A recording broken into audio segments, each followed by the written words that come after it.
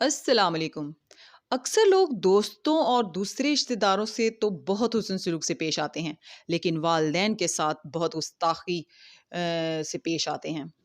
حالانکہ ماں باپ ہی سب سے زیادہ حقدار ہیں ہمارے حسن سلوک کے۔ سورہ بنی اسرائیل میں اللہ تعالیٰ نے اپنے حق کے فوراً بعد ماں باپ کے حقوق بیان کیے ہیں اور ہمیں بتایا ہے کہ ماں باپ کے ساتھ کیسا سلوک کیا جائے۔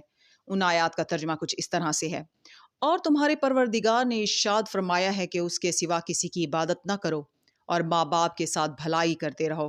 اگر ان میں سے ایک یا دونوں تمہارے سامنے بڑھاپے کو پہنچ جائیں تو ان کو اف تک نہ کہنا اور نہ انہیں جھڑکنا، اور ان سے بات ادب کے ساتھ کرنا اور عز و نیاز سے ان کے آگے جھکے رہو اور ان کے حق میں دعا کرو کہ اے پروردگار، جیسا انہوں نے مجھے بچپن میں شفقت سے پرورش کیا ہے تو بھی ان کے حال پر رحمت فرما۔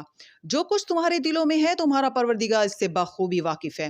اگر تم نیک ہوگے تو وہ رجوع لانے والوں کو بخش دینے والا ہے۔ آج کی آیات کا ترجمہ شروع کرتے ہیں۔ پناہ مانگتی ہوں اللہ کی شیطان مردود سے۔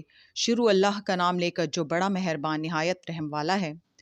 اور جب اس سے کہا جاتا ہے کہ اللہ سے خوف کر تو غرور اس کو گناہ میں پھنسا دیتا ہے، سو اس کو جہنم کافی ہے اور وہ بہت برا ٹھکانہ ہے۔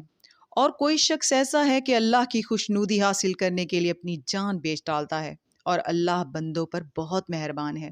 مومنو، اسلام میں پورے پورے داخل ہو جاؤ اور شیطان کے پیچھے نہ چلو، وہ تو تمہارا کھلا دشمن ہے۔ پھر اگر تم احکام روشن پہنچ جانے کے بعد لڑ کھڑا جاؤ تو جان رکھو کہ اللہ غالب ہے، حکمت والا ہے۔ کیا یہ لوگ اسی بات کے منتظر ہیں کہ ان پر اللہ کے کا عذاب بادل کے سائبانوں میں آ نازل ہو اور فرشتے بھی اتر آئیں اور کام تمام کر دیا جائے، اور سب کاموں کا رجوع اللہ ہی کی طرف ہے۔